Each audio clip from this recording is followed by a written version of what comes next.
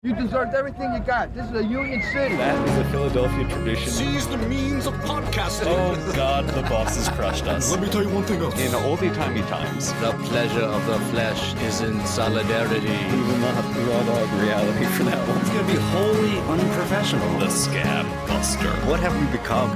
Keep together strong. Let that be your mantra. Solidarity. Solidarity forever.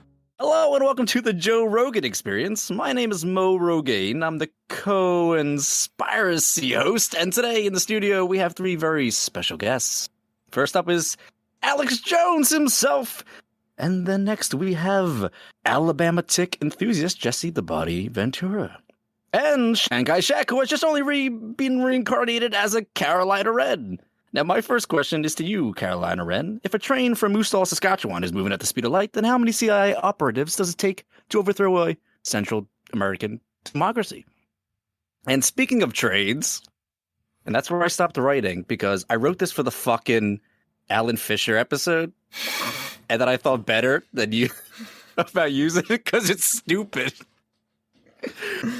But I didn't have an intro, and welcome to the Labor John podcast. My name is Sam James, and I'm the guy who wrote that, so I think you can make up your mind about me. And I'm tethered to the microphone eternally with two...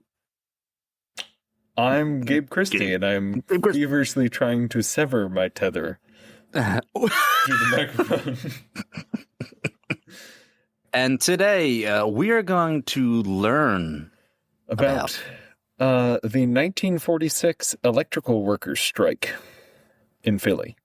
Ooh, okay. It's shocking. There you go. Yeah, I gotta get one stupid fucking pun in. I'm so ashamed of myself for writing that. So basically, the way we all get taught about the post-war years is generally pretty wrong, because usually the story is everybody comes home from war, they all got married, bought a car, bought a house, went to school on the GI Bill, and then had 2.5 kids. Yeah. And you're saying that didn't happen. You're saying that's wrong. You're saying that's not exactly the truth. And also, when you say post-war, I know we all know it's World War II, but with this country's history, we need to be a little more specific with that. True. You know? Yeah, post-World War II. We gotta dial this back a little bit. Like, okay, we have maybe a couple of wars under our belts. Also, because the American educational system is top in the world, I should also say we're talking about World War II ended in 1945, so post-World War II is like slightly after 1945. Okay. Make that clear. Yeah. So And for those of you who get your history from TikTok, 1945 is a year in the 20th century. Yep. Yeah, so. This happened before now. Yeah. It's a hard concept. So this is wrong for a couple of reasons. One, it wasn't the case for basically anyone that wasn't white, which I will say, for basically the first time in American history, Jews were getting counted as white at this point, which is pretty. Congratulations, Gabe. Yeah. Welcome to the club, buddy. How do you feel? Moving on up. Did the jacket fit? Yeah. Yeah, good, man. How do you feel? It feels good, don't it? Yeah. Yeah, feels good. Yeah. I know. It's getting up there with we're like almost on par with the Irish. So feeling good. Hold on, buddy. You're getting a little too much. All right. Baby steps. All right. Yeah. Anyway, the kind of post-World War II American dream also glosses over the massive fucking strike wave that happened right after the war. And we also haven't talked about it yet. So we're going to start talking about it with the 1946 electrical workers strike. Basically, all of these folks were coming back from war. Specifically, about 10 million people were like going back into the workforce all of a sudden, really quickly. Okay. Yeah. At the same time, the whole U.S. economy from 1941 to 1945 was focused really, really specifically on making military equipment. So, like, Hershey's was making chocolate, but they were making chocolate for rations. Yeah. And, like, Campbell's was making soup for rations. All of Detroit was making, like, tanks and jeeps. For rations. For rations, because you eat them. Radio facilities, like the ones we're going to be talking about, were making military radios. So then all of that, and also I should say all of these companies were being very heavily subsidized by the federal government to do all of this. Because they basically were just like, if you could do anything even remotely beneficial to the war effort, the government was just throwing contracts at you. Yeah. It doesn't work that way. I mean, we would have like a unified war effort. You know what I mean? You don't hear that much. It would be interesting. Maybe right after post 9/11, there was maybe a war effort, but there wasn't really exactly in those words. But and the post 9/11 war effort was like having a red, white, and blue coffee cup at Wawa or something. Yeah, and it was. It was ordering freedom fries. And not listening to Rage Against the Machine. Yeah. And banning it was you know, it's dark days in America when you can't listen to Leaving on a Jet Plane. Yeah. Because it hurts the war effort. Exactly. That's how the terrorists win, is when you listen to John Denver. It's very true. That's that is actually how Al Qaeda was founded, was someone listened to John Denver. You know, Osama was bopping to some John Denver in his cave. That's actually how they found Saddam. Yep. They heard Rocky Mountain High, Colorado. The Rockies are probably not too dissimilar from the Hindu Kush. So yeah, exactly. It's similar vibes. Yeah. In addition to all of this, all of the companies that were working for the war effort they were basically forced into what's called a labor peace, which means they had to come to an agreement with the union. Yeah. And in exchange, the union wouldn't strike. So basically this was to make sure that like no wartime industries got shut down in a strike. So one of the things that came up with the labor peace most of the time is that these companies were all closed shop. So all of the employees were union. Okay.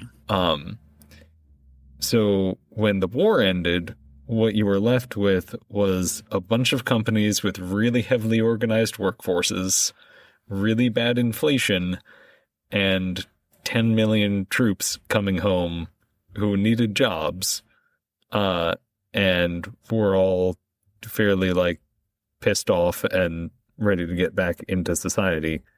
Okay. But we're also like, I just fought Nazi Germany for 2 years. I could take on fucking anyone. Mm-hmm. So that's why there was a massive strike wave post-war. Oh, you got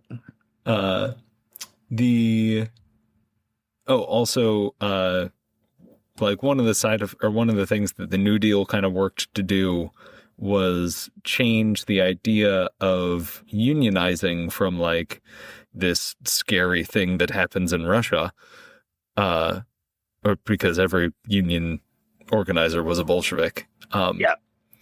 And kind of changed it into like this good, hardy American thing, and that it's unions that go into the war. That's all you have to do to convince Americans. Yeah. So there weren't a American flag pin on their lapel. Yay! I will say the song UAWCIO fucking slaps. I'll be the judge of the slappiness of the song. Yeah. Okay. Now let's talk about the electrical workers and the company that they were fighting. There were 3 companies involved in the strike. It was General Electric, Westinghouse Electric and Manufacturing Company, and the electrical division of the General Motors Corporation. So basically people making car radios. Oh, all right. From what I can tell, that seems to have been what they were doing. There weren't any in Philly. There weren't any GM plants. But this was actually a nationwide strike. It was just a big chunk of it was in Philly. So these were the big three electrical appliance companies in the country, and basically they dominated the whole market between them. So no one else could get in. And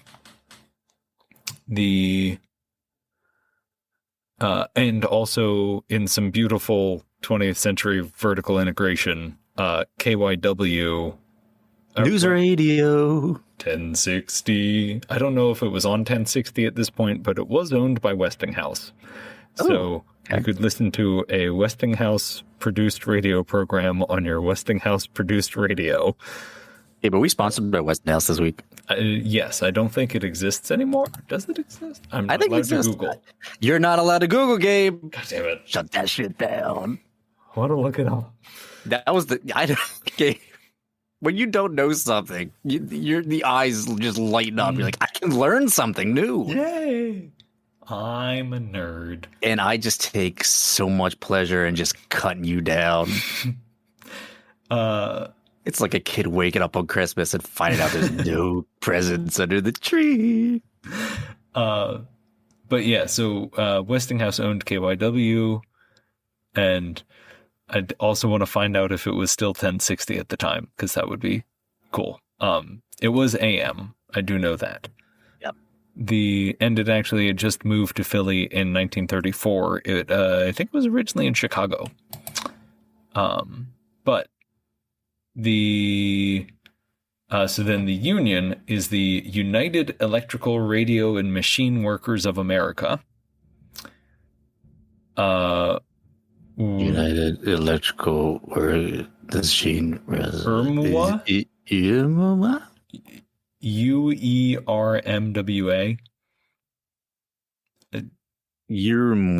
URMWA. URMWA. They abbreviated it as UE. Well, they're wrong. Yeah, it's true. Obviously, they're wrong. It should be URMWA. So the URMWA. The URMWA. It obviously. Honestly, it'll be easier to say URMWA because I keep reading UE as EU, and it wasn't the European Union going on strike. So, are we ever going to do a European Union strike episode? they're not in Philly, so that would be a Patreon content. God damn it. Okay, so all right. So they were known for, and the UE or the URMWA still exist, and they're still known for being a very like member-led, extremely democratic union, small d democratic. Its membership in Philly included a very wide range of folks, of both white-collar and blue-collar workers, and most of the guys at the Westinghouse plant, or most of the folks at the Westinghouse plant, Guys, gals, and pals. yeah, were actually, or a lot of them were former Wobblies, because Westinghouse was originally an IWW union. Oh, really? So they organized Local 107. The General Electric plant was Local 115. So there were about 20,000 union members working at the big three plants in Philly, mostly just Westinghouse and GE. Nationwide, there was like 200,000. So a tenth of this strike was happening in Philly. Okay.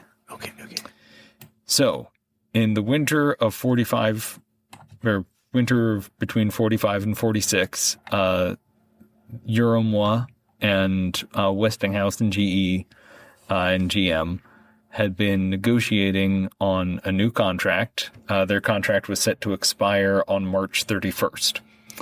The union wanted an extra $2 a day, which was about $30 a day. Oh, okay. Today. And basically that was to match inflation, because it was a cold winter and these folks were getting back from war, and they didn't want to freeze or starve, which they're asking a little bit too much, I think. You sound mean with your sarcasm. Everyone knows I'm full of shit, so I mean, people believe you, Gabe. I have an authoritative voice. You do. You have an honest face as well. It also helps that you're white now. So yeah, as of like 1945. So then the Federal Conciliation Director, Edgar L. Warren, he held a meeting between the union and the bosses on January 3rd, and then basically came out of that being like, shit's fucked, and no one's agreeing on anything. So I'm done. I'm not scheduling any more of these meetings. He basically told the newspaper, like, yeah, it's pointless. I'm not doing this anymore. So that basically told the union that, hey, you should go on strike. Yeah. So on January 5th. Usually you can't come back from shit's fucked. Yeah. So that means you have to do something. On January 5th, they had a general meeting with representatives from all of their locals around the country and held a strike vote and set the date for a strike. So strike vote passed. They set the date for January 15th to start the strike. Okay. That same day, the company threw in a last-ditch effort offering a 10% wage increase. The $2 a day increase would have been closer to 30%. So okay, they weren't really offering anything substantial. Yeah. And unsurprisingly, the union said no.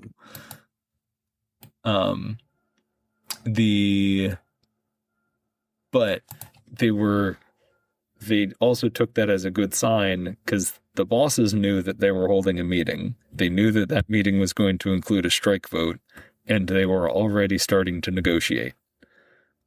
So the union was like, all right, if we strike now, we might actually get a big win out of this. Yeah. Oh, yeah. The union also wanted a congressional investigation into the companies because they were alleging that they were artificially increasing prices by withholding electrical appliances from the market. So this is also one of the weird things in the post-war period where there were still like wartime price controls. Because basically for all like consumer products, the government would basically set price caps so you could gouge people. So what the companies were doing post-war, at least, or what the union was alleging the companies were doing post-war, was restricting the amount of items that they were going to market. So that then they could go to the federal government and be like, you got to raise the price cap because we're not able to make a profit right now because we're not selling enough. Yeah. Okay. So then basically once they got, or the assumption is that once Congress raised the price ceiling, then they would just flood the market with all of the equipment that they've been stockpiling and make a killing. It also helps that like 3 companies controlled the entire market. So they were probably also price fixing with each other. Yeah. So, yeah. I don't know. I trust the capitalists in this situation. True. You always trust the cap. I put my money on the capitalists. I'm sure General Electric, upstanding person. Yeah. While all of this was going on, there were also a bunch of other huge strikes popping up across the country. And this was actually like, shout out to the Philadelphia Inquirer. There were, the labor reporting immediately post-war was actually really, really good. And they had like 3 or 4 pages of every single newspaper was just labor news. Respect. It was kind of cool. It was like, mostly because there were just hundreds of strikes happening every day. Yeah. Yeah. Okay. So they were actually just reporting on the news. Yes, doing what they're supposed to do. Yeah. We we have to. This is the part where we have to let it know that yes, we were included in the Inquirer. Yeah. We're just gonna keep mentioning that until we get included again. Basically, like by the beginning of 1946, there were close to about 1 million workers around the country who were set to go on strike soon, or were already on strike, because like auto workers in Detroit were on strike, meat packers were about to go on strike. I think longshoremen in New York City were on strike. It was like everyone was just kind of pissed off at inflation and were taking it out on their bosses, which is fair. And coincidentally enough, meatpacker and longshoreman are my drag names. I like it. Yeah. Oh, yeah. So then the other cool thing that the union decided to do was they were targeting only the big three companies. They weren't targeting any of their competitors. And they had, there were about 500,000 union members at smaller, like electrical appliance companies. But those guys weren't going on strike. And the idea was, we're going to shut down these big three companies, and then all of these little companies are going to swoop in on the market. And that'll hurt the big one, or the big three, even more. Okay. All right. Them on both ends. Yeah, I like it. Yeah. So that's a smart move. That's a smart move. Yeah. You don't think about that. The unions playing the market like that. Pretty good. So the companies continued to stonewall and weren't budging on their 10% raise offer. And so the strike went forward as planned. And on January 15th, 1946, 20,000 workers in Philly walked off the job from the General Electric plant at 68th and Woodland Avenue, the General Electric servicing office at 7th and Willow Streets, the Westinghouse plant at Leicester. I couldn't figure out where exactly it was. It was only ever listed as Leicester. It was at Lester's house. Yeah. Some guy. It was just, I have an entire radio factory in my basement. Yes. It happens. Then there's the Westinghouse plant at 30th and Walnut Street, and another Westinghouse warehouse at Walnut and Delaware Ave. So then they also got joined immediately by 200 workers who were members of the Industrial Brotherhood of Electrical Workers, which is separate from the Union of Electrical Workers. Because they were an AFL union, but they worked at the Industrial Switchboard, or the Westinghouse Industrial Switchboard at 49th and Grays Ave. So basically no one in the Westinghouse company could call each other anymore.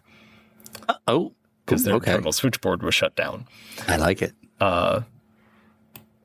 So then 700 workers at the York, Pennsylvania plant, Wilkes-Barre plant, and Trenton, New Jersey Westinghouse plants also went on strike.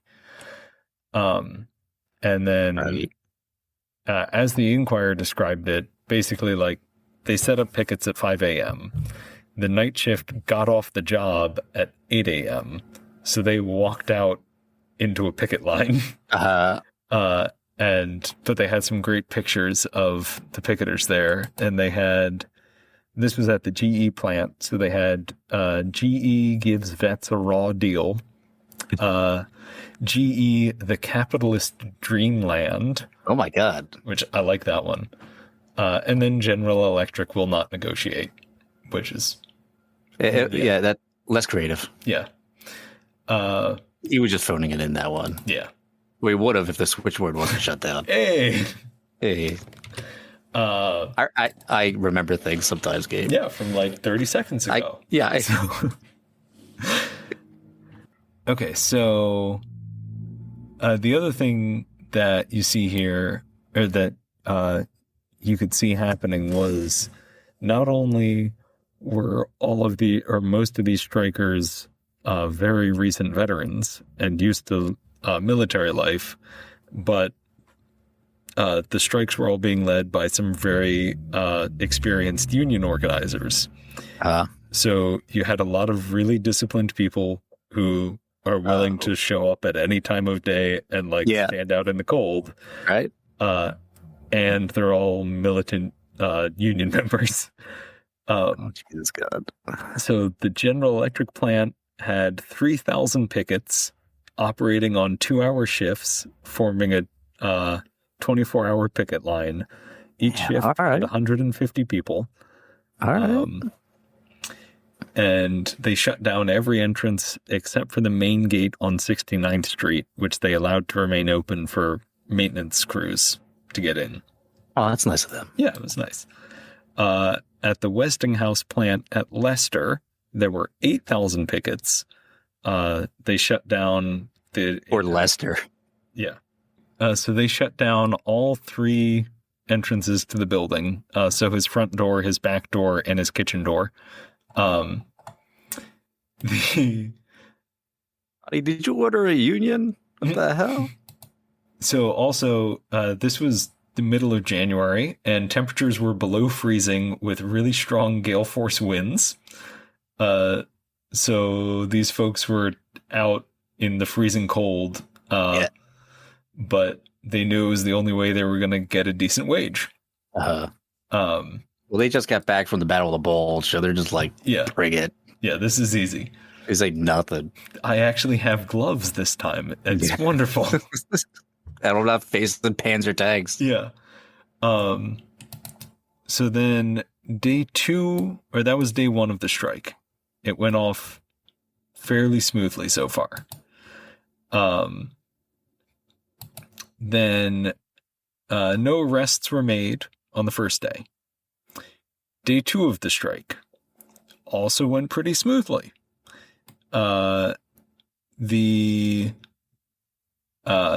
They called a meeting of local citizens, business leaders, and union members and strikers to all meet at the Odd Fellows Hall at 71st and Woodlawn.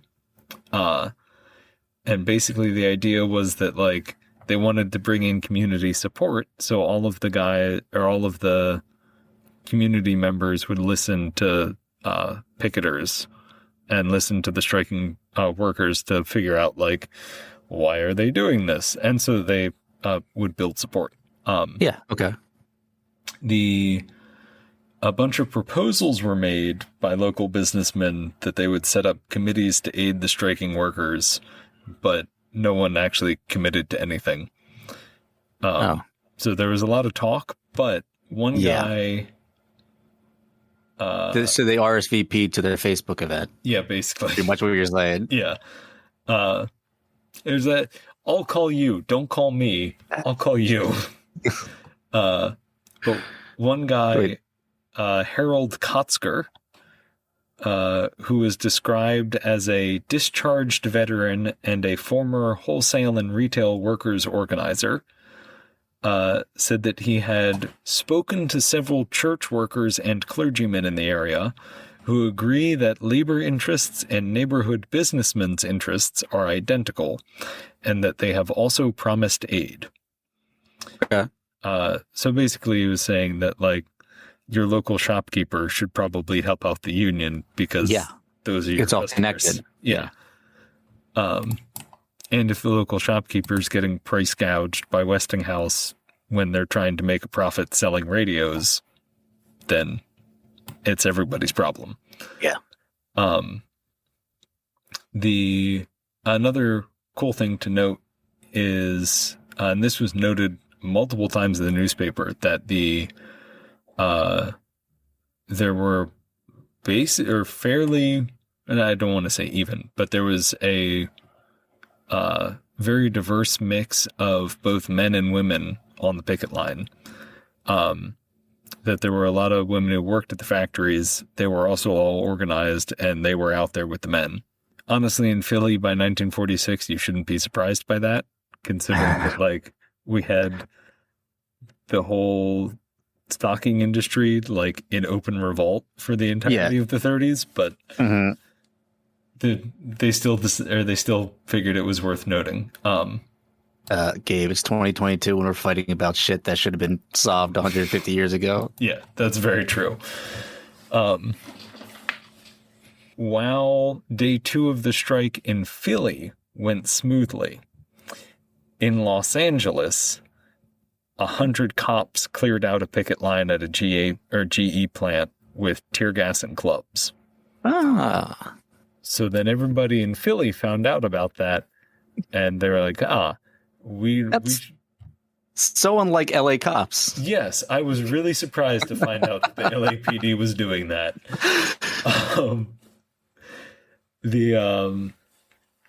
But yeah, so the strikers in Philly were being a little bit cautious and making sure that didn't happen in Philly.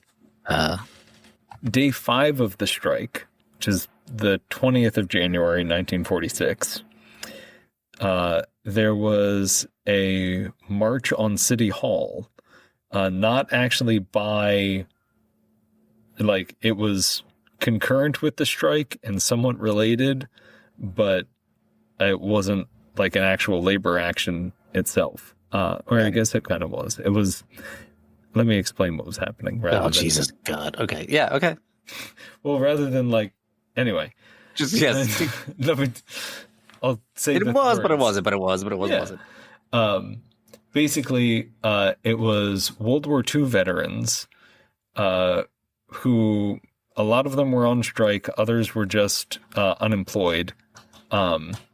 And they marched to City Hall demanding compensation and amendments to the GI Bill. Because one of the really shitty things that I didn't know about in the GI Bill was that there's basically an anti-labor clause worked into it that you didn't pay into unemployment insurance while you were on active duty.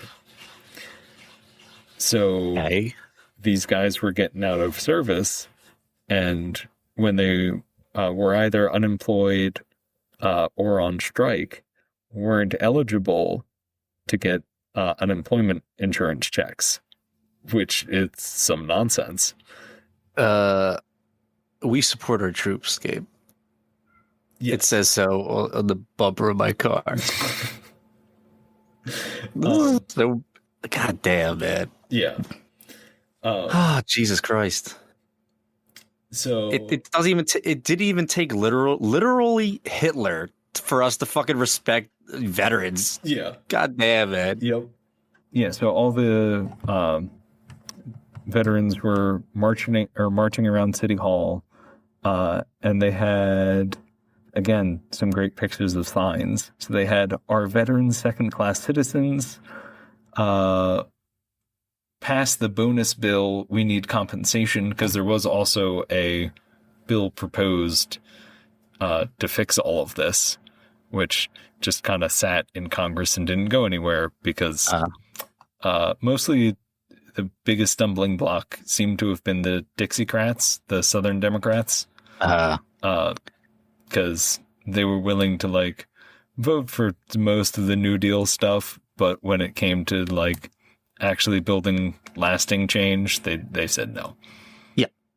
And I think you should not, well, in regards to the first one, are the veterans second-class citizens, do not give the government an open question.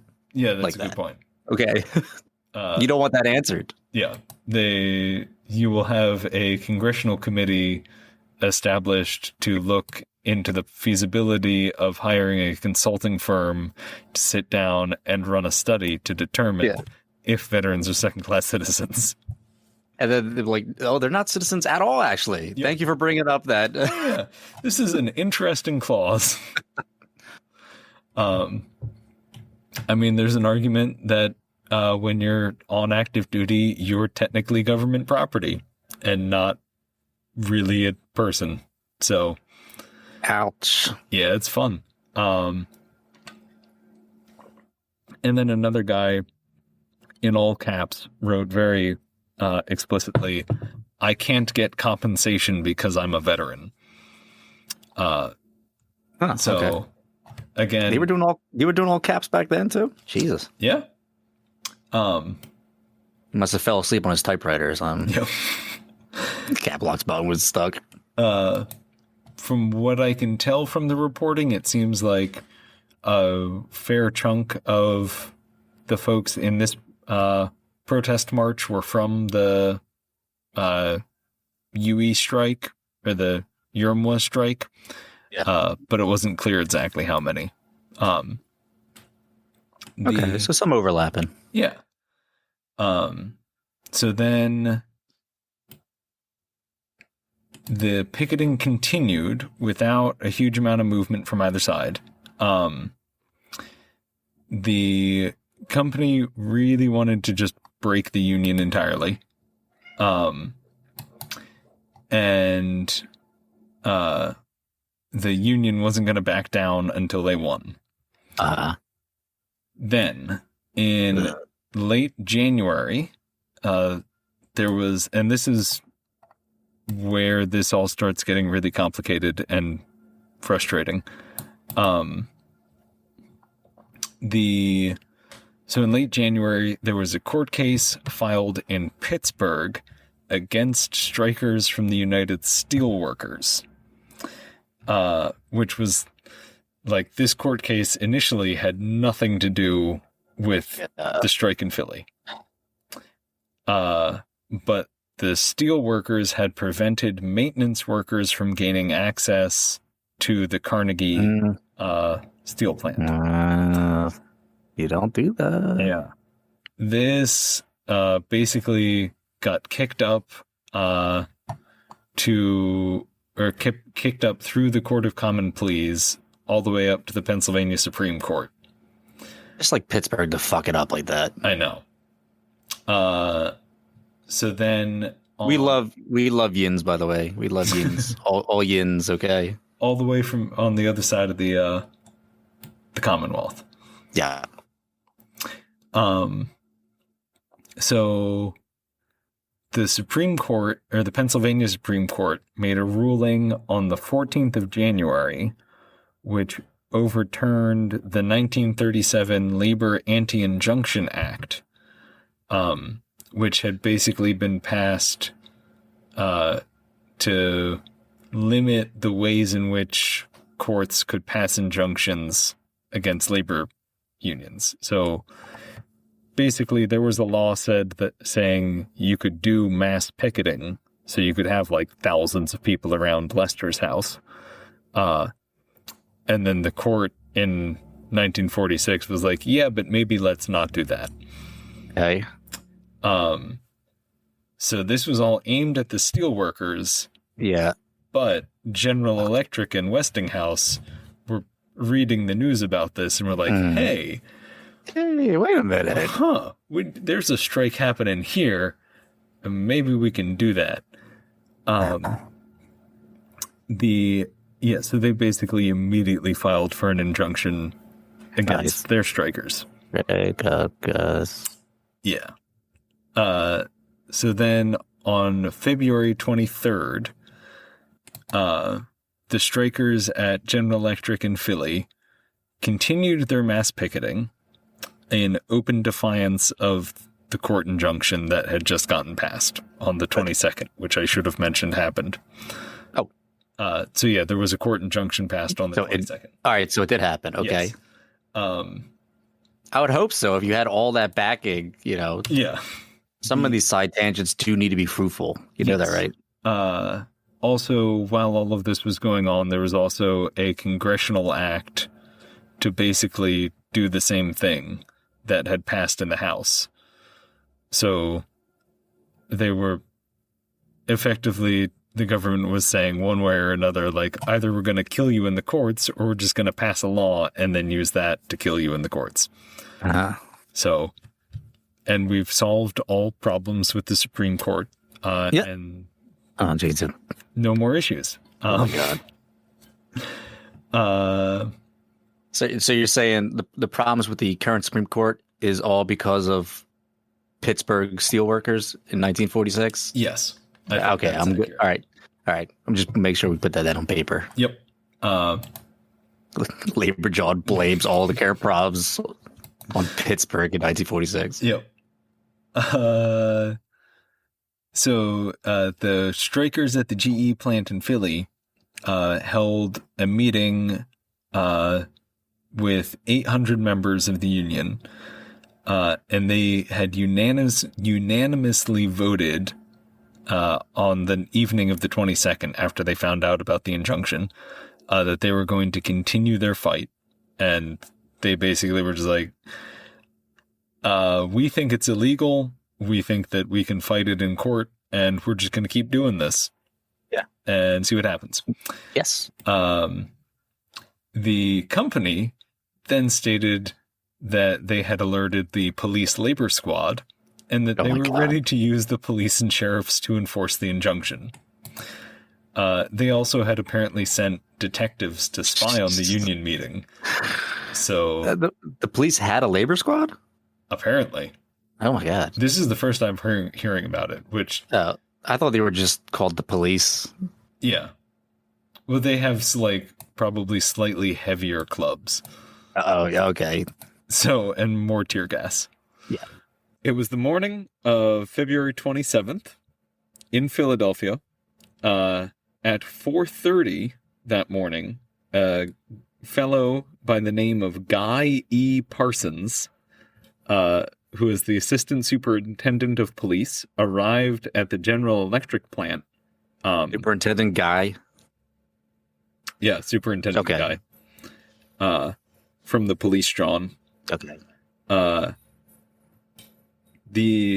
the GE plant ran from 67th to 70th Street along Elmwood Ave in West Philly. Yeah. So we got there. There were 5 or 6 picketers just kind of huddled around trying to stay warm because it's February in Philly and it's freezing. They were singing doo-wop songs by the oil drum. Yeah, basically. Yeah. Okay. Rocky has Our City down to a D. Everything about Rocky is completely true. It's a documentary. So yeah. We all speak with New York accents as well. Yes. So. And then the sequel to Rocky, of course, is Always Sunny in Philadelphia, which is another fantastic documentary series. Mm-hmm. Then, after Guy Parsons showed up, streetcars started to arrive. But it wasn't workers getting off of them. It was entirely police. So it was just streetcars full of police showed up. Oh, okay. Did they pay their fare? Probably not, but I don't know. No. Well, they might, because the streetcar company was privately owned at the time.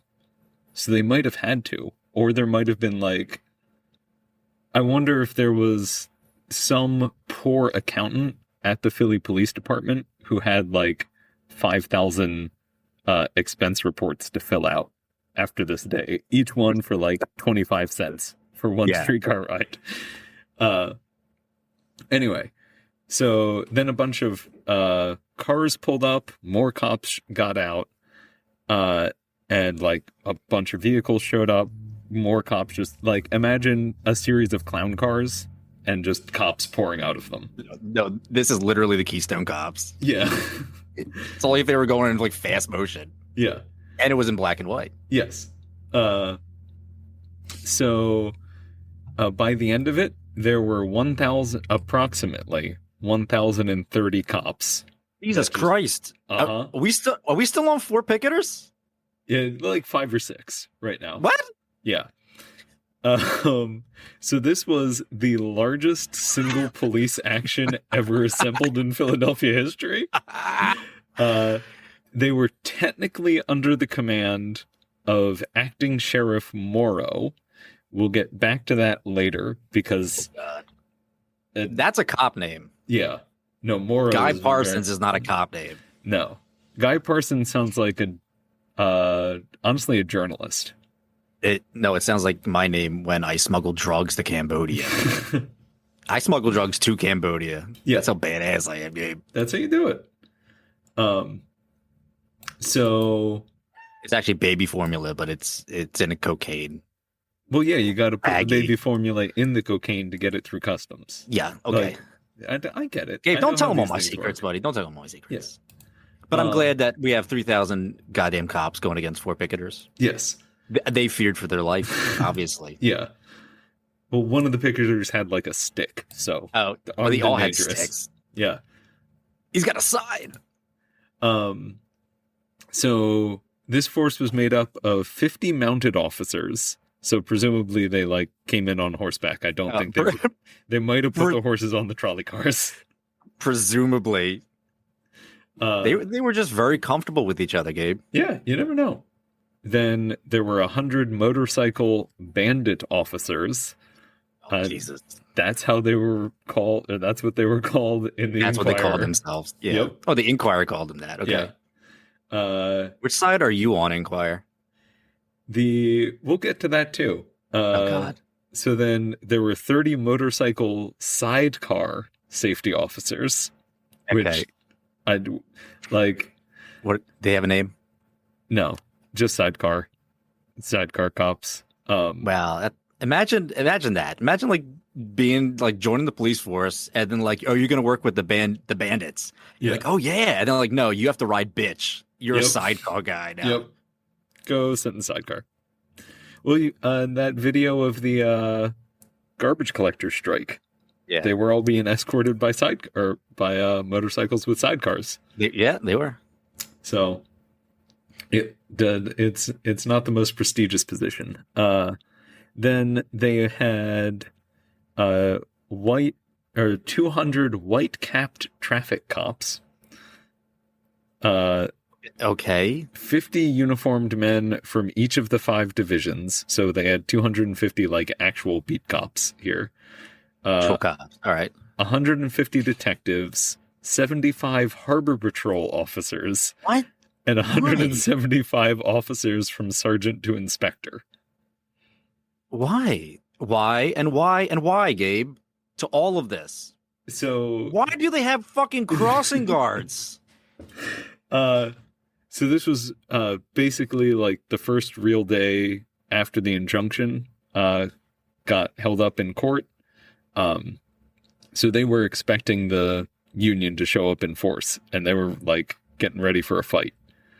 Well, I mean, this police force constitutes about half of the population of the city at the time, so I guess they did need a few crossing guards of their own. I mean, did they really need the harbor patrol?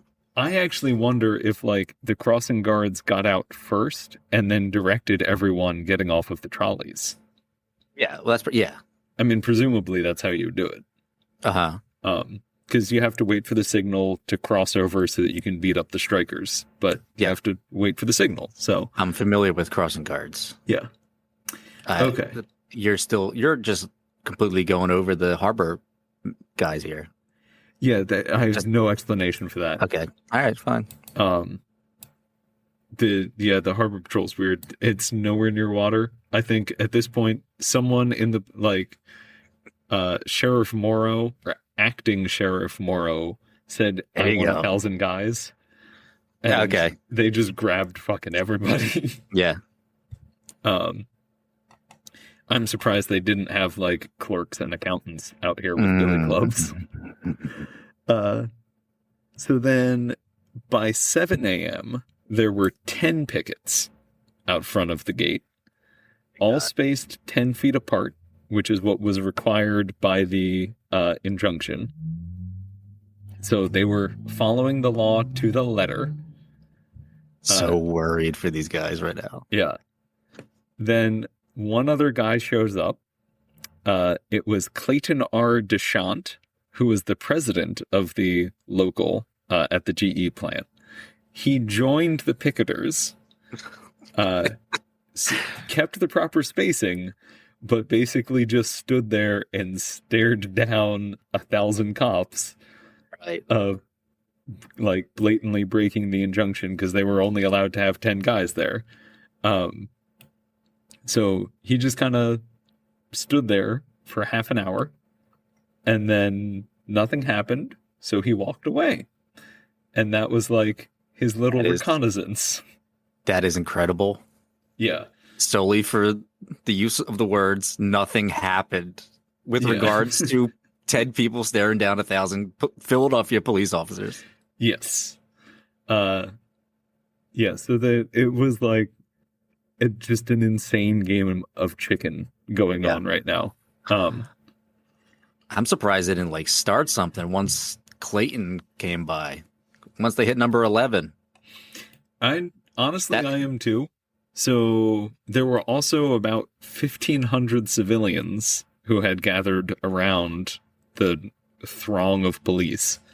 Gabe, you seriously left out. Okay, all right. What? You just left out 1,500 people? Well, they weren't there originally. They had like started to gather by 7 a.m. Yeah. So this is all like slowly growing. Yeah. So they all just kind of stood there silently, just milling about, watching, because they all knew something was about to go down. Yeah. Then all of a sudden, shortly after 7 o'clock, the national anthem starts playing from loudspeakers that the Union had set up on top of one of the GE buildings. Okay. So all of the cops snap to attention and salute. Oh my God. And the entire crowd takes off their caps and stands there silently until the national anthem stops. What? So then 15 maintenance workers show up. Part of the injunction was that they had to allow maintenance workers to go through the picket line. The Union guys with the loudspeaker told them, like, it's safe to cross the picket line. You're not being a scab. You can go through. And the maintenance workers just flatly refused.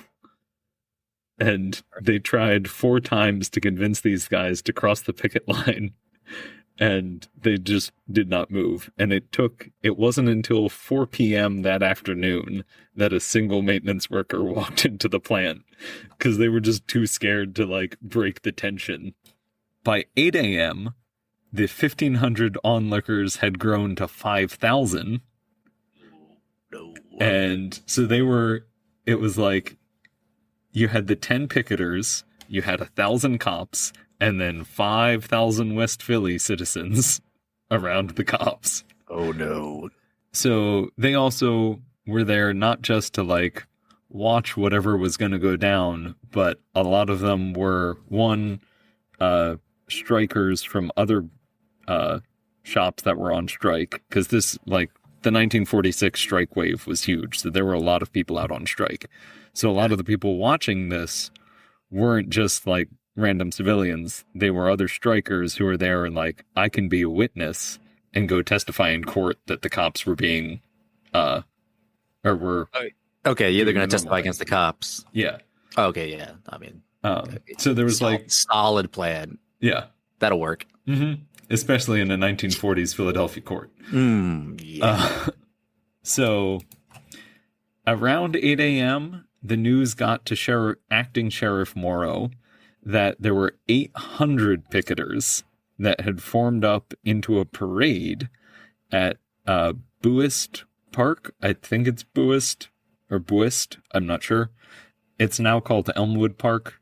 Yeah. Okay. But it's a park down at 71st and Buist Avenue or Buist. I don't know.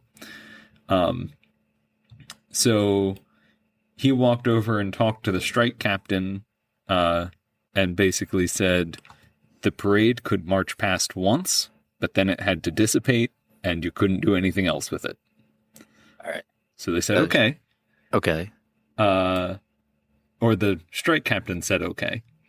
By 8:05, the parade, which was made up of 100 women and about 700 men, came marching up Elmwood Ave, led by a flag bearer and William Hood, who was the locals veteran, or the head of the locals Veterans Council, and he was wearing his World War II U.S. Army officer uniform.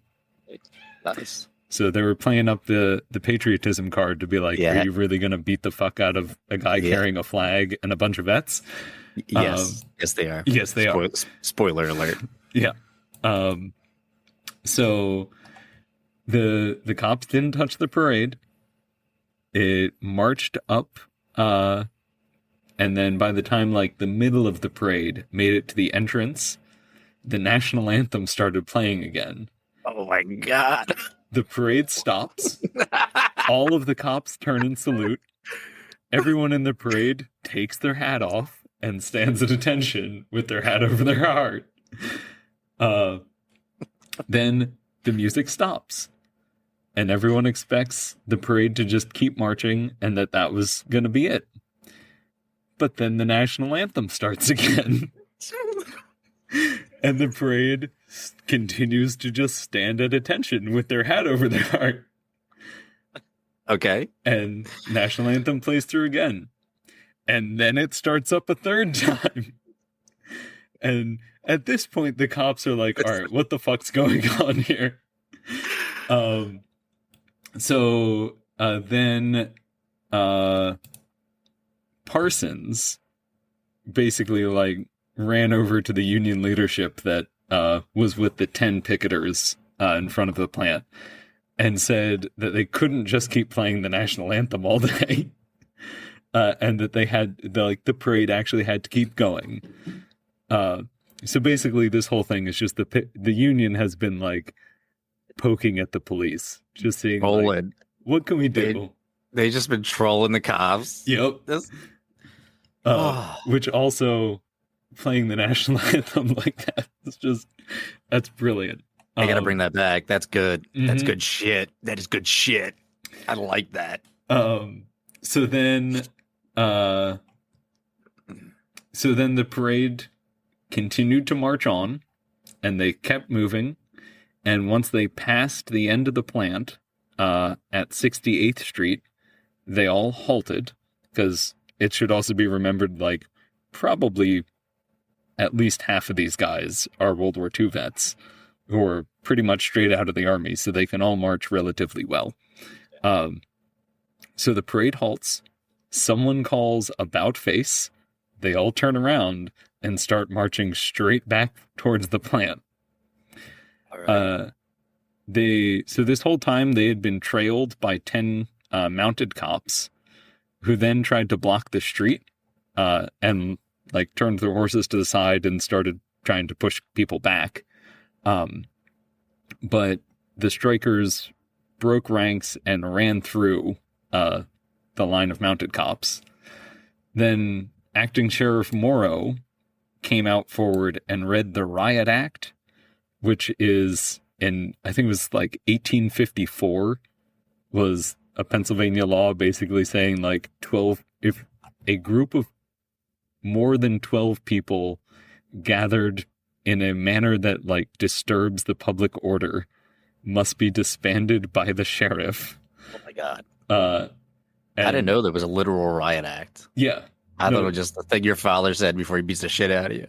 Yep. No, that's what's going to happen next. But oh my God. He did read them the Riot Act. And everyone, like, even all of the like legal people that the Inquirer talked to about this were like, yeah, we have no record of this ever actually being used before this day, but somehow Sheriff Morrow knew that the Riot Act existed. Oh my God. And read out this 1854 law. So then the other 40 mounted cops rushed towards the crowd of strikers that had broken ranks. And then they were followed by motorcycle cops, and then the 250 beat cops rushed in after them. And basically it turned into a massive street fight between all of the strikers and the cops. Half of the police force is goddamn cavalry. Yeah, basically. So, I mean... Oh, yeah. So I also forgot to mention the cops had shown up with basically like a miniature MASH unit. Like they had a mobile hospital. Oh, they were ready to go. Yeah, like they showed up with equipment. They knew what they were getting into. Off in the distance, you hear "Suicide is Painless." It's like, yeah. Oh fuck. Yeah. So the cops rushed in and started attacking the strikers. And now at the back of the procession, but he seems to have worked his way forward, was the flag bearer who was leading this entire procession. And one of the cops ran up to him, a cop by the name of Patrolman Slocum, grabbed the flag from him, and in the process, the spear point at the head of the flagstaff tore his uniform. And so the flag bearer basically tried to beat him away with the flagpole because he was trying to defend himself. Mistake number one. Yeah.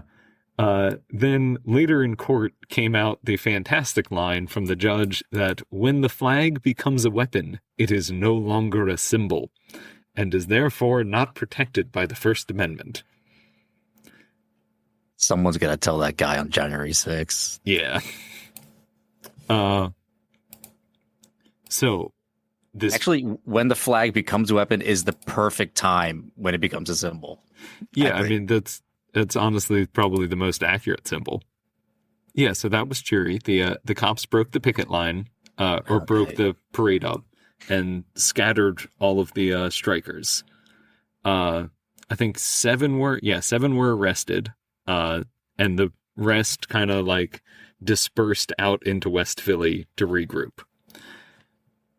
Then 500 of them managed to form back up. And they all, I'm assuming, formed up along Market Street. It wasn't really clear. But they formed up into another parade with a flag bearer. Oh, Jesus. And then marched out to City Hall and started basically just parading in a circle around City Hall, protesting the police brutality that they had just experienced. So the other side effect of having 5,000 people watching this is that news spread really fucking fast. Yeah. Well, now the parades have a parade. Yeah. There was a parade. It's like a rushing nesting doll of parades. Well, hold on a moment, because there's another parade. Oh, my God.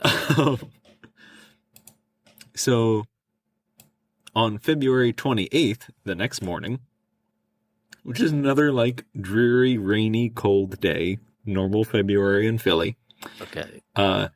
8,000 Philadelphians, made up of striking electrical workers, strikers from other plants in the city, various supporters, and basically anyone who was in West Philly and saw some of the shit that was going down. Because there were stories about people like taking refuge on their own property, and because some of the guys that were marching past the GE plant lived right around the plant, so they would like run onto their own porch. Oh, okay. And be like, "This is my property. You can't come get me." And then the cops came in and just dragged them off their fucking porch. I mean, this is just reminding me a lot of the summer of 2020 with tear gas just being shot down random streets in West Philly, which is great. Remember a couple episodes ago when I was talking about you can say stuff as long as you say it with like an upward inflection in your voice, you know? We support the police department? Yeah. Okay. Yeah. I just want to put that one out there. Most definitely. Okay. Okay, yeah, so there were 8,000 people who made up another parade, and formed around, or they basically formed into a single marching column and marched around City Hall, carrying flags, signs, banners, and chanting a bunch of union slogans. Then, in addition to that, 15,000 people showed up both like in the courtyard of City Hall and around City Hall just to watch the parade. Because how do you fit 15,000 people around there? Like, honestly, well, there probably wasn't a Phillies game going on. So if there isn't a baseball game, then you can get Philadelphians to show up somewhere. But as we've learned, don't plan any event during a Phillies game. Or no, well, the mayor won't be there. Yeah, the mayor won't be there. We do know the mayor was there at this point because the president of the union went in to talk to him and be like, "Hey, your cops just beat us up. What the fuck are you doing?" And the Mayor Wilson was just kind of like, "Meh." Oh no! Yeah, Man, Wilson keeps popping up. yeah, he was not a great mayor. He looks out his window. He's like, "Does that parade have a parade going around it?" Yeah. What is it? And why are half of the cops dressed up like the Village People? What is happening? It's happening to my city. You go to one baseball game and you come back and what happened?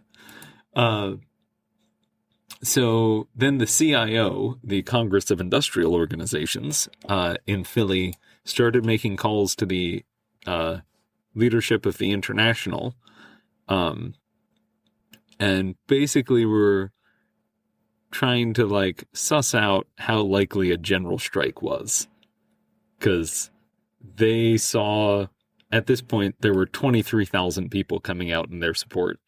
And they were like, yeah, we could probably do a general strike in Philadelphia right now. Yeah. So they were starting to ramp up pressure. And they were... well, we do it differently nowadays. Nowadays, we just call a general strike and hope that like 8 people come out. Yes. We just post it on social media. Say, general strike 2023. Honestly, the fact that Twitter didn't exist in like the whole of the 20th century is probably the only reason why we saw the level of organizing that we did. Man, what if TikTok was around? Oh God. Honestly, Emma Goldman on TikTok would be interesting. But moving on to the next day, the 29th, March 1st. I don't think 46 was the Damn, Gabe. I should probably know that. So they wanted thousands, or the CIO announced that they wanted thousands to show up at Independence Hall. And basically they reframed it that this fight wasn't just about getting higher wages for the GE strikers, that they turned it into a free speech issue because they were making the argument that their right to peacefully protest was being infringed upon, and their right to peaceably assemble was being infringed on. So then Peter D. Besch, who is the international president of United Electrical Workers, went in and confronted Mayor Wilson at City Hall. He went in and explained that the union's position was that the injunction was illegal and that basically it was a massive First Amendment violation and that he shouldn't be using the police to enforce it. Yeah. Mayor Wilson was just like, again. Well, that one guy did use the flag as a weapon. It's true. So it negated the entire strike. So yeah, that means every single person needs to be hit over the head with a billy club. So yeah. We support the police department? Yeah.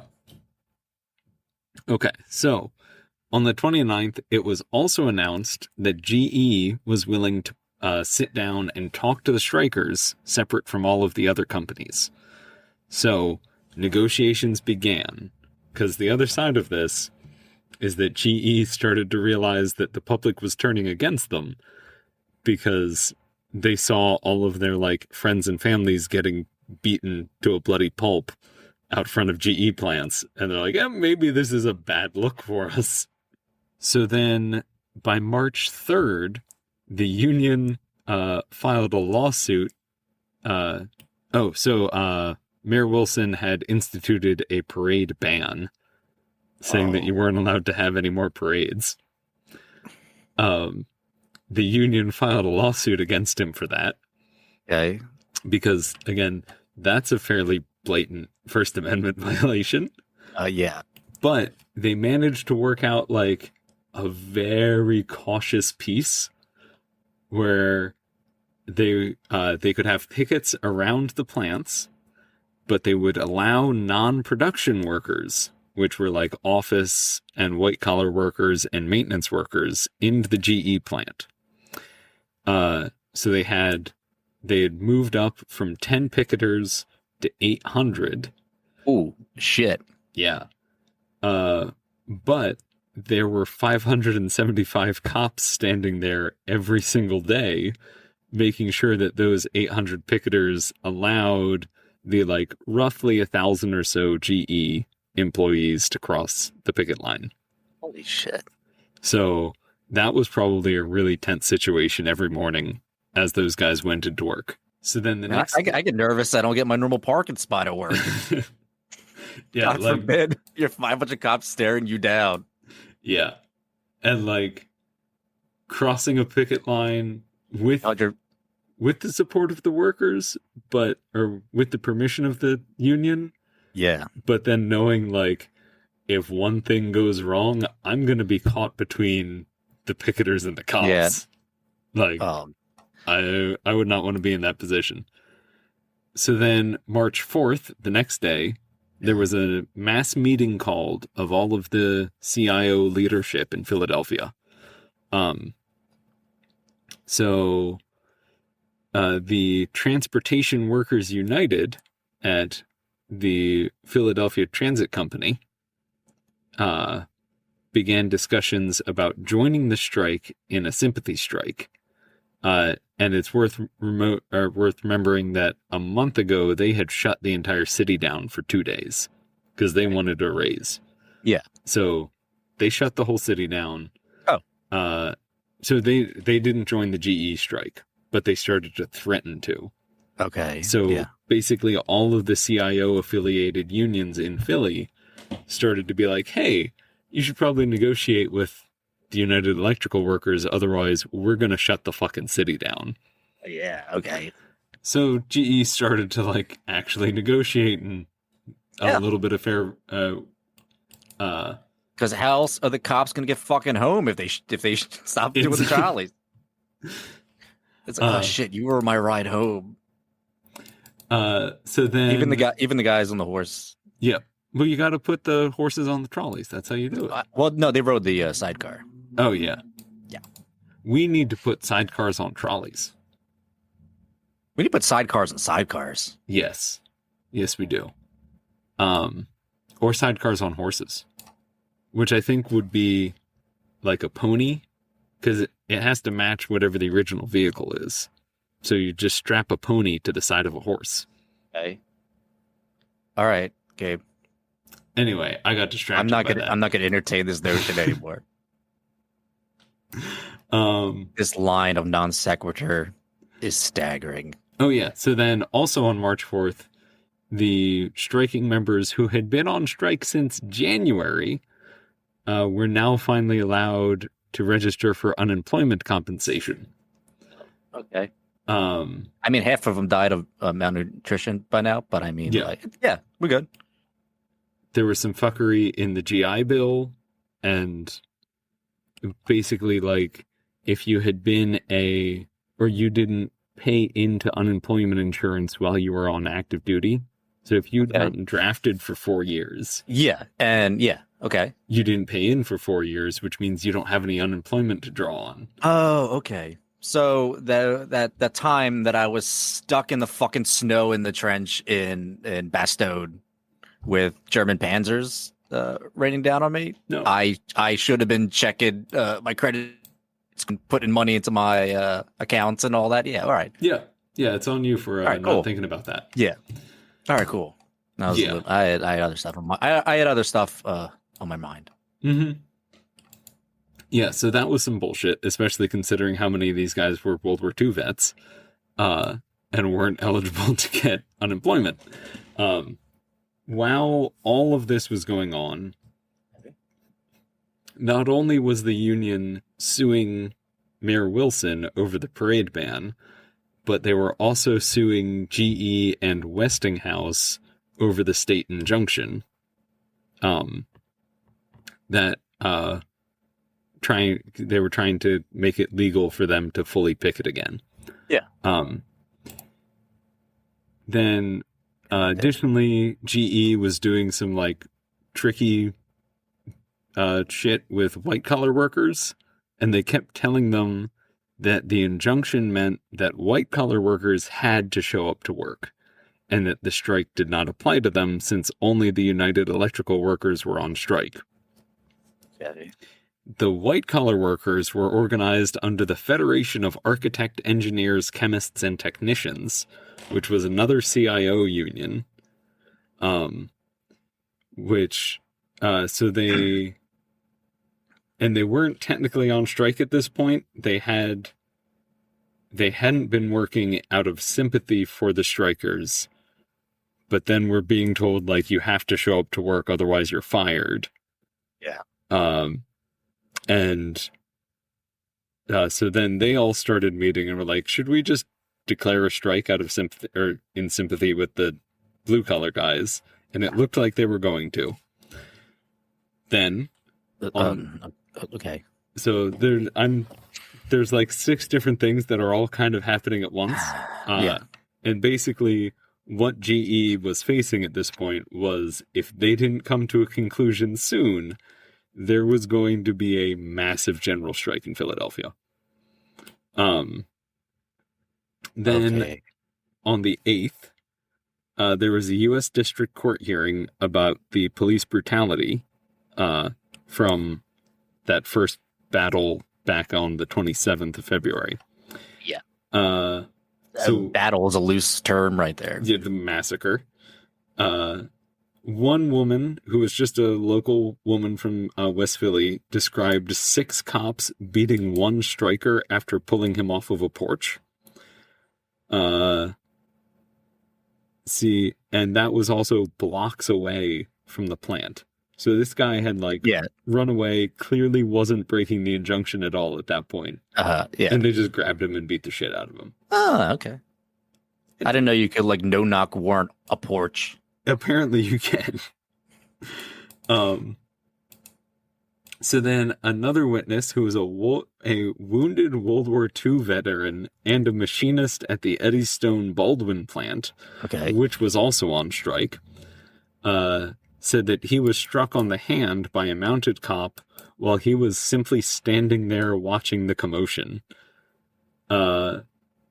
So this is just kind of all showing how much public opinion had just turned against GE and the cops at this point. Yeah. Because probably about a quarter of the people in West Philly were World War II vets, and they just watched a bunch of cops beat the shit out of World War II vets. Yeah. Nice. So they're not going to be happy about that. Then up in New York City, which is where General Electric was negotiating with the International, so the main union of the United Electrical Workers. The GE finally started to budge on wage increases, and they started to actually negotiate in, I won't say fairness, but prior to this point, they had just been saying flatly no to every demand for a wage increase. So they started to budge on that. So then on the 11th, and I apologize that there's so many dates, but this was all happening one thing right after another. We all know you have a date fetish, Gabe. I do. You got to date the dates. You got to date the dates. So then the union agreed to allow 20,000 non-striking workers to return to work. And these were, that's across the whole country. Okay. So these were mostly people testing testing engines and other military electrical equipment. Because the other part of this is that GE had a bunch of contracts, War Department contracts. Yeah. And the union had been shutting that down. So now they're like, okay, well, we're. Yeah, maybe you should be paying these guys a little more. Yeah, you'd think so. another interesting thing shows up on the 11th, because acting Sheriff Morrow was called to testify in federal district court in Pennsylvania. Want me to testify? Mm-hmm. So the city lawyers. This guy's got a name from a goddamn Sergio Leone movie. Okay, I mean, he does. You're not wrong. So he was testifying against he was being questioned by the union's counsel, Saul C. Waldbaum. Saul C. Where are my bandits at? I was just thinking he was a good Jewish lawyer, but okay. Sheriff Morrow, or acting Sheriff Morrow, wasn't actually the sheriff of Philadelphia at the time. What? That's why he was acting. Okay. Austin Meehan was the sheriff of Philly, but he was out of town at the time of the fight. Okay. So acting Sheriff Morrow was technically in command by... They ran the sheriff Meehan. out on a rail. Yeah. But there was a funny thing, that the way the injunction was written, that in order for it to be enforced, it had to be done by sheriff's deputies, not the police department. So, Morrow had to deputize the entire Philadelphia police department in order for them to enforce the injunction against striking, or against picketing. Okay. He failed to do so. Oh. So, when asked about this by Waldbaum, specifically Waldbaum asked him, "Did you invoke the Posse Comitatus Act?"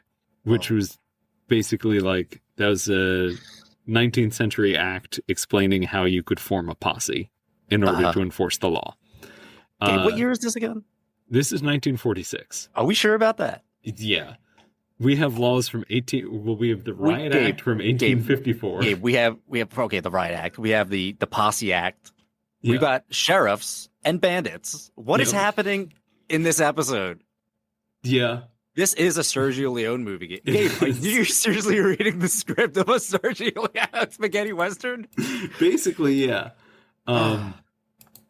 So the good, the bad, and the ugly does sound like a tagline for the city of Philadelphia, to tell you the truth. That's very true.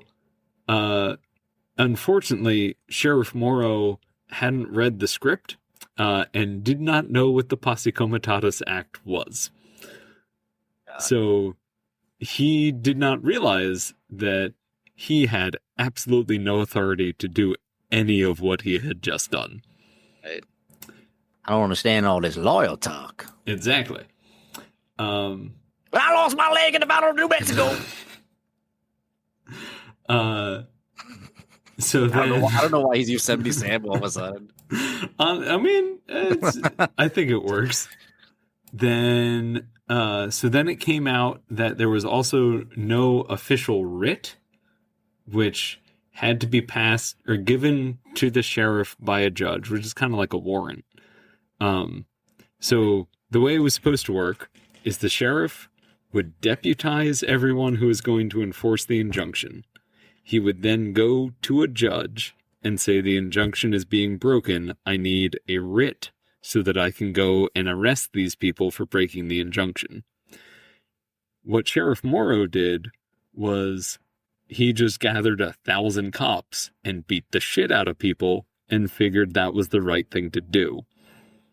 What doesn't make sense to me is, how do you know about the 1854 Pennsylvania Riot Act, but you don't know the actual act that, one, you don't know the law that you were actually enforcing, because you clearly never read it, and you don't know the law under which you're forming the legal body that you're using to enforce the law that you've never read.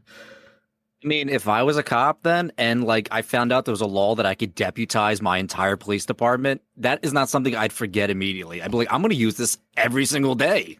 Yeah. Yeah, the sheriff could basically just show up any day he wanted and be like, hey, every cop that I can see is a deputy now. You all report to me. You technically could probably deputize just half of the city. Yeah. So, I mean, why aren't we still doing that? And don't give them any ideas. I wonder if we can, like, deputize against the police department. I'm not trying to give anybody ideas. I'm just asking questions. I'm the guy who asks questions. So we need to, like, elect a radical sheriff in Philly. I'm sure there's some, like, book of proposed lefty pro-union laws written in, like, 1910. And we'll just give him that and say, like, this is the Philadelphia Legal Code. That's what you're supposed to enforce. Oh, and see where we can go from there. What is happening? But the end of that day in court was pretty fucking fantastic because the judge, by the end of the day, was siding with the union and even started referring to union members as brothers. Wow. When he was asked about, or when he was questioned about that by the police council, he explained it as a good Masonic term and one that he would willingly use. And basically the entire crowd in that courtroom were other union members, and they all just broke out into applause. Oh my god! I thought it was gonna be like, well, I don't mean like they're actual brothers. I just mean the way that black people use it, which is more meaningful, I think. And if this happened today, that's probably what he would have said. But being the 40s, every single judge was a member of the Masons. So it's a good Masonic term. Today, it's only like... And for our QAnon listeners, every judge today is also a member of the Masons. It's true. There are also all secretly Jewish lizard people. Yes. And they all own property underneath pizza parlors. Yes. Oh God, let's not bring that fucking thing back up. I actively try and forget how fucking cursed of a timeline we exist in. Oh my God. So they made progress in court against police brutality, but then the federal district court eventually ruled against mass picketing on the 12th. So even though they had like worked out a deal where they could have 800 picketers, it went back down to 10. So progress. All right. Yeah, that was great. Then finally, Jesus Christ, on the 13th, an agreement was reached with General Electric. They agreed to 18.5 cents an hour raise. Yeah. Which is about $2.75 today.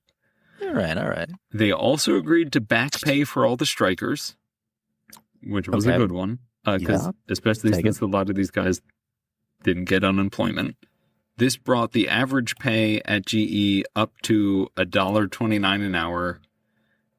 Then union membership approved this on the 19th. So, okay, the strike at GE was over. Oh, Jesus, I was waiting for the other shoe. There's still Westinghouse. Fuck Westinghouse. Yep. I'm so now, tired. the Westinghouse strike had been mostly peaceful in Philly. In Pittsburgh, or it looks like from what I can tell, the GE strike in Pittsburgh was pretty quiet, but the Westinghouse strike in Pittsburgh, the cops were being fucking nuts and just attacking picketers constantly. Then it was basically the opposite in Philly, where the Westinghouse strike in Philly was peaceful, but the cops were attacking GE strikers. But the Westinghouse strikers in Philly did have some pretty interesting tactics. So they did a couple car parades, or an automobile parade. Okay. As they were described in the Enquirer. So they decorated cars with red, white, and blue streamers. and basically just drove them in circles around the Westinghouse plants on Chestnut Street. Gabe, if you're going to tell me that they played the Star Spangled Banner, I will shit myself. I will literally shit myself. I did not find any direct evidence that they did so. However, I would not be surprised. You can't deny that, though. It's true. So, I also really want to get a 1930s Studebaker and paint CIO on strike on the side and just start driving in a circle around some building on Chestnut Street. I think that would be really fun. Okay, so the Westinghouse strike basically just kept dragging on and on and on. The company kept filing new injunctions against picketing. Basically every single city where they had a strike, they filed an injunction against picketing. And they kept refusing a mediator from the NLRB. Because one of the side effects of the National Labor Relations Board. Yes. Right. Yeah. And that was one of the good things that came out of the National Labor Relations Act of 1935, that the federal government would send in a mediator to talk through these things. But both sides had to agree to that, and Westinghouse kept saying no. Just a future reference. Everyone's not hip to the jive of the jargon with the acronym, so you got to That's true. We don't just have labor listeners, we got people who just want to listen to your fucking sexy voice, Gabe. Okay. Yeah, baby. So by April 13th, they limited the picket to 3 pickets at every location, down from the 10 spaced 10 feet apart. What's the suicide prevention hotline number again? Did they change that, right? Didn't they just change that? Isn't it 411 or something? I'm trying to remember the really long emergency number from IT Crowd. It's 1-800-999-854-7231. Rotary phone. Yeah. By April 13th, they had limited it to 3 picketers at every location. So if there was an entrance to the plant, you could only have 3 people there. And it's insane. Yeah.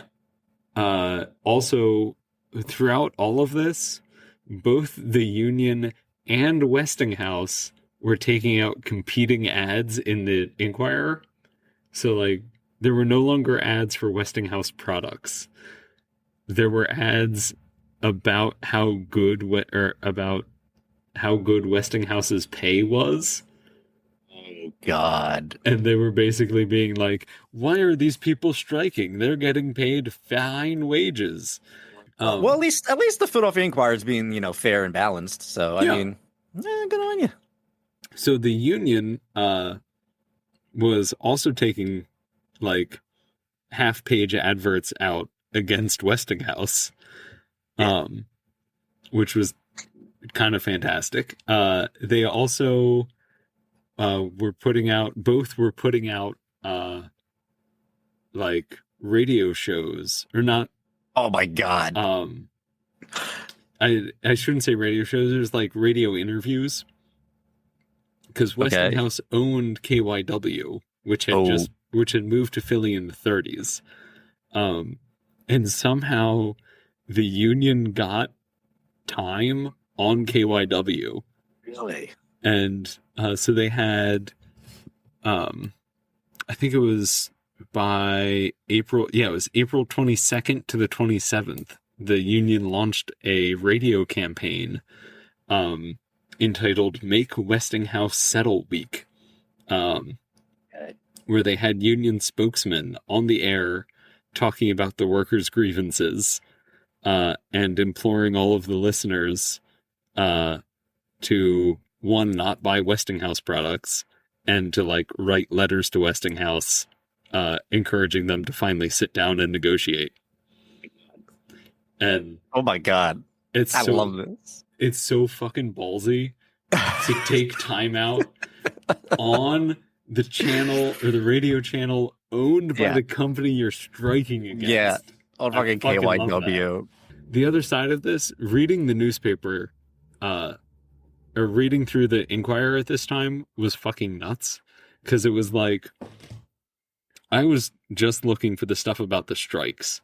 But then in like, the best way to describe it is in the background of the Inquirer, they were like, 15 people were murdered by police in Cairo during massive demonstrations there. Oh, there was a bombing in Jerusalem because the Jewish and Arab partisans were killing each other. Oh, there was a bombing in in Persia because there were demonstrations against the Shah. Then what was it? Oh, and then they were also, this was while the Nuremberg trials were going on. So it was like the Union news was interspersed with like Goering talking about how the Nazi ideals of racial purity were based on Jim Crow. And it was just like, what the fuck is going on in 1946? And on the next page, Westinghouse light bulbs. Yeah, like, oh my god. Light up your rec room with Westinghouse light bulbs.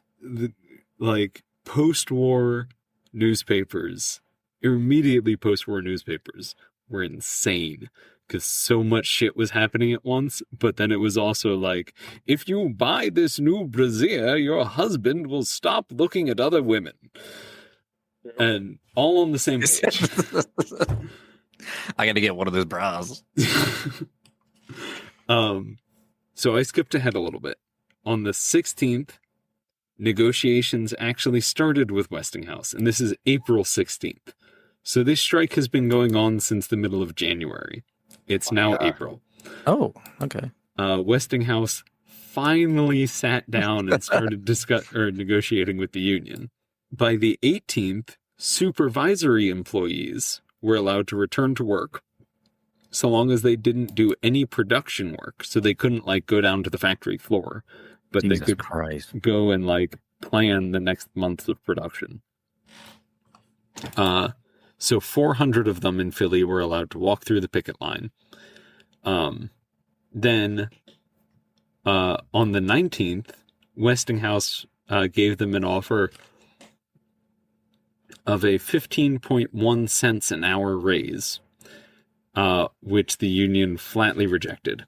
18.5 cents an hour had become, that was like the $15 movement. Yeah, the $15. Uh-huh.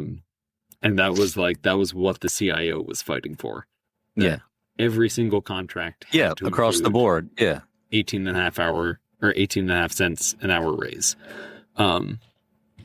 So the union just flatly rejected that. And then negotiations stopped again. By the 25th, the strike had reached its 100th day. This was the longest work stoppage in the post-war strike wave. And it went into early May. By like May 2nd, there were hints that a settlement was like actually going to be reached by Westinghouse. And I should also note at this point, because we had talked about it briefly, that one of the tactics that the union was using now was they were striking against the three major electrical appliance companies. Yeah. All of the smaller ones they didn't strike against. Yeah, so like while Westinghouse was on strike and they couldn't produce radios, RCA Victor, right across the river in Camden, was pumping radios out. So they were hitting them on both ends there. Yeah. So by early May, there was hints that they were like coming to a settlement, but they were still refusing. They had accepted every point except for the 18.5 cents an hour. Then Finally, by Love that word. I love that fucking word. by May 9th, a settlement was sent out to all of the locals that were on strike. This included better bonuses, an incentive program, and 18 cents an hour. Not 18 and a half cents, but just 18 cents. Come on. Yeah. On Sunday, May 12th, 1946, United Electrical... Let me read the whole fucking name. United Electrical Radio and Machine Workers of America, Local 107, which were the Philadelphia Westinghouse employees, along with every other UE local in the country, representing over 70,000 Westinghouse employees, voted to ratify the new contract. After 119 days, they won. So that was the longest post-war strike, or the longest strike of the post-war strike wave, I should say, of the United Electrical Workers. They ended up winning, and after the past couple episodes, I think we needed a win. I would like to please ask everybody to stand for our national anthem. Macho, macho man. I want to be a macho man. Hey, this is Gabe, and thanks for listening to the Labor John podcast. So for now, we live in a system called capitalism. And under this system, you have to exchange currency for goods and or services. And to that end, Sam and I put a lot of time, effort, and a fair chunk of our own money into keeping this podcast available and generally free. And if you'd like to help support us doing that, you can give us some money at patreon.com/LaborJohn. And if you choose to do so, we'll give you a fancy button every year, some cool merch, and an extra episode once a month, whenever possible, because life is hard, because capitalism. Anyway, we'd really appreciate your support if you've got a few bucks to spare. Also, if you happen to be a member of a union, and you want your fellow union members to learn about local labor history, we do commission work, like presentations, pamphlets, that kind of stuff. So if that sounds cool, you can shoot us an email at laborjohn@gmail.com, or contact us through laborjohn.com, or message us on social media, or whatever's most convenient for you. But if that sounds interesting, feel free to reach out. And anyway, thanks for listening. Solidarity. Have fun.